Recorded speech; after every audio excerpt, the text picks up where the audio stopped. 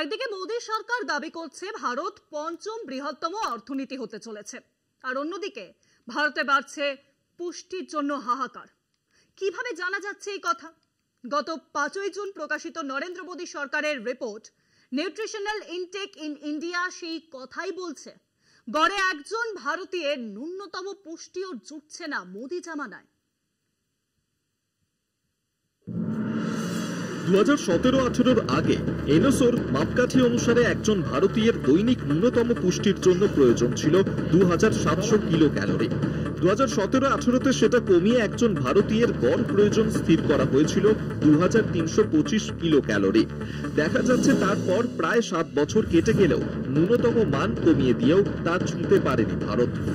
রিপোর্টে গড় 2325 kilo calorie বলা হলেও দেশের দরিদ্রতম 5% কিন্তু পাচ্ছে তার থেকে অনেক কম ক্যালোরি।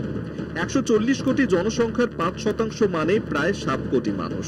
এই 7 কোটির দৈনিক গড়ে গ্রামাঞ্চলে জুটছে মাত্র 1688 কিলো ক্যালোরি, আর শহরে 1696 কিলো ক্যালোরি।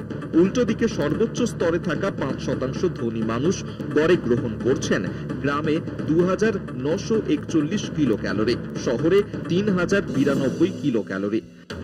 এই হিসেব থেকে বলা যায় প্রায় 60 থেকে 70% মানুষ সরকার নির্দিষ্ট ন্যূনতম পুষ্টি দৈনিক 2325 কিলো ক্যালোরি পাচ্ছেন।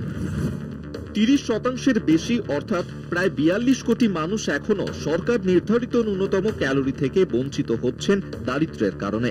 যদিও গত জুন মাসেই সরকার দাবি করেছে দেশে এখন মাত্র 5.3% গরিব। পিএম গরিব কল্যাণ যোজনা, পিএম পোষণ ইত্যাদি বিভিন্ন প্রকল্প চালু থাকা সত্ত্বেও ভারতের পুষ্টির যে ছবি সরকারি রিপোর্টে উঠে এসেছে তাতে বোঝা যায় দেশে অসাম্য বাড়ছে। কলকাতা টিভি।